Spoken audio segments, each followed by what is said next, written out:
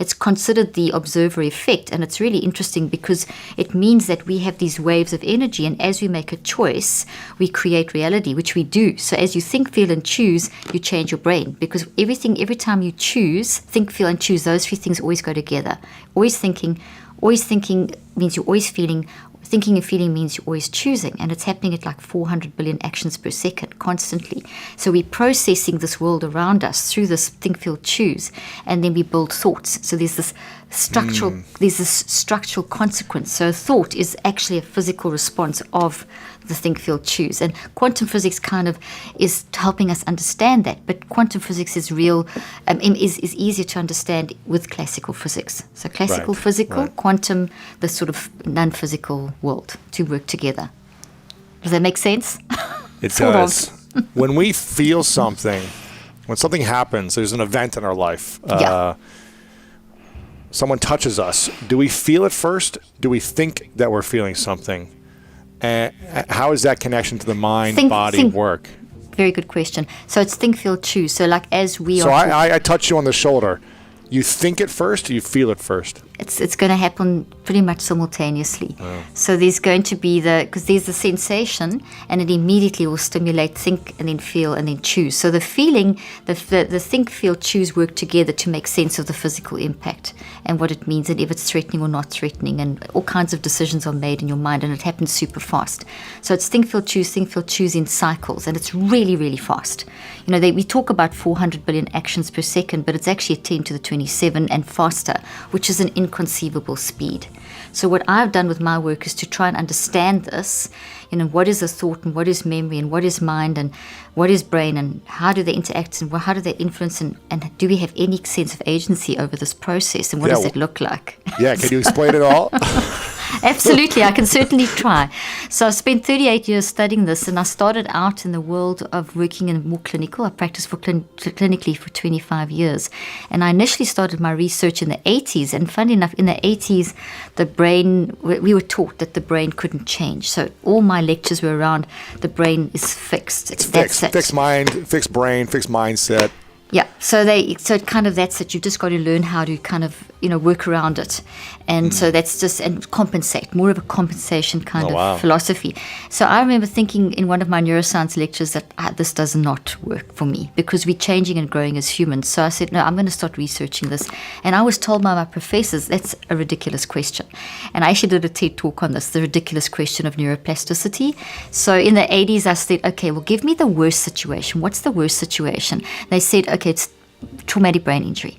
Once someone's had a traumatic brain injury, and I mean your dad went through one, that's it. Pretty much that's written off. And we were trained, as I said, to compensate. So I said, okay, well, there's hardly any research in the 80s on brain injury and on how to treat it. And so I thought, okay, well, I'm going to start there. And so I worked with people that had been in comas for like longer than 2 weeks. And at that stage, if you were in a coma for longer than 8 hours, the brain damage was considered irreversible. Now, in this day and age, we know that's not the case. But in the 80s, that was the going philosophy. So I was completely swimming upstream when it came to this concept.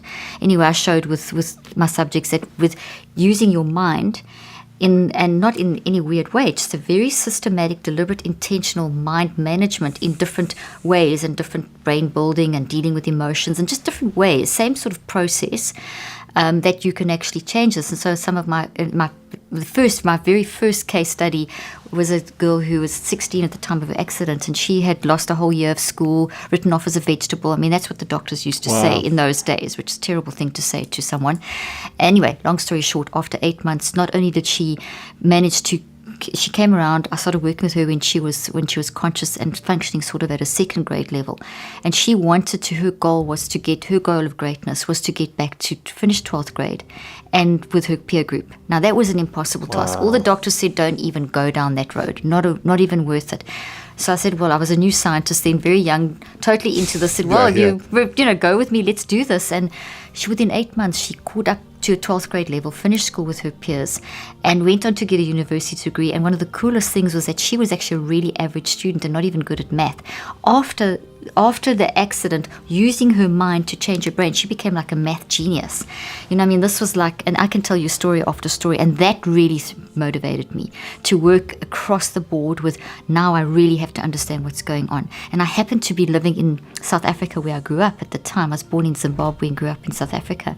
And in the apartheid era, this is like, it really ages me, doesn't it? Go back into those, I worked through the apartheid era, the transition and the post-apartheid era. So I was seeing all the socioeconomic trauma, the racism trauma, and I worked in that 3 days a week in those environments with terrible poverty and whatever. And I worked in war-torn Rwanda, and I worked with the wealthiest of the wealthy, heads of CEOs of corporations, schools, everywhere that my laboratory was the world, to try and understand humans and mind and get away from this scientific concept that consciousness is the hard question and no one is really doing anything. We're just talking about it as being as this elusive philosophical thing that we will push aside, and one day promissory science will do it one day. And I thought, no, I can't do this, because I am mind, you are mind. So if I don't manage it, you can go 3 weeks without food, 3 days without water, 3 minutes without oxygen, but you don't even go 3 seconds without using your mind. So my underlying premise was, okay, well, if that's the case, what is it? And how do we manage it? And if I don't manage it, what I did from my research, you can learn to manage it. Mind is malleable. You can direct the neuroplasticity of your brain. I did some of the first neuroplasticity research in my field in the late 80s, early 90s. Before it was accepted by the mid-90s, neuroplasticity was, well, that's it. And I showed that my underlying argument or thesis was, well, if our mind is always changing, which it is, so you wake up, you're experiencing everything, conversations, the emails, life, politics, you're immediately immersed in life, and you're processing that through your mind, you're growing it into your brain, and you're doing this every moment of the day. So if I don't control it, it's a mess. But if I do control it, then it isn't a mess. Now, I know we can't control events and circumstances. We all agree with that. So I'm not into this whole law of it. I'm not talking about law of attraction and, saying 15 positive affirmations and that's going to fix your story. No, I'm not talking about that at all. It's not realistic. I'm talking about the fact that you cannot control events and circumstances, but you can learn to manage your mind, which means your responses. Greatness comes from us managing our mind. And greatness doesn't necessarily mean that you've got millions in the bank and you're this famous superstar. It means that, do you have mental peace? Are you actually growing? Are you satisfied as a person? Are you, that's the sort of where we want to go, as opposed to this very externalized version of it. So yeah. Wow. This is it's really powerful. So how do we learn to manage our mind in response in a more positive way to the chaos, stress, traumas, dramas of life around us? Obviously we can maybe influence certain events to manifest in our life, but we can't control the things that are happening around us necessarily, just how we respond, like you said.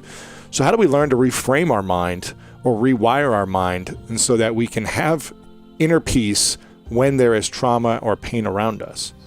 Brilliant question.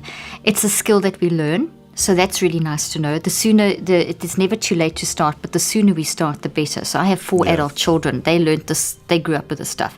And as I've learned new things, they've been my lab rats. So they've been trained in, literally, and my husband. And they all work for me, by the way. They're either all amazing kids or messed up kids. Totally, yeah. We'll have to ask the question. Well, Dominique's my producer, so I think she's sort of doing okay there. But the biggest thing with the mind and managing mind, Lewis, is to accept that depression, anxiety, even the scary words like bipolar and schizophrenia, and then going to the more sort of things like that we can accept, grief, anger, etc. These are not illnesses. This is the biggest message that I probably have. The second biggest. The first is that mind is the source, and if you don't get mind right, everything else, you can read all the great books you want and go to all the great seminars and self-help, but unless your mind is right, you won't ever use that stuff. It's just data. And so there's another step missing, and it's understanding that autonomy, that sense of agency that we have to manage what's going on around us, and to accept. Part of mind management is not to make the bad stuff go away, but to know how to live in the bad stuff, because it's not going away. So despair, anger, depression, anxiety, these are all completely normal responses. In fact, they're very helpful. They're helpful messengers and warning signals, as opposed to being scary illnesses. They are not neuropsychiatric brain diseases like we've been told. They are actually responses. And because they are responses of our mind in the world, we use our brain and body to express them, because we've got the mind has to have the brain and body to build the thoughts, and then we use that to speak. We're using our physical to store what we've processed and to convert and then to speak. So obviously, if our mind's a mess, our brain and our body will be a mess. But because our brain's neuroplastic, and if we manage our mind, we can change our brain. We can change our DNA. Literally, that's what I've shown in my research. You can literally change your DNA, your blood markers, literally.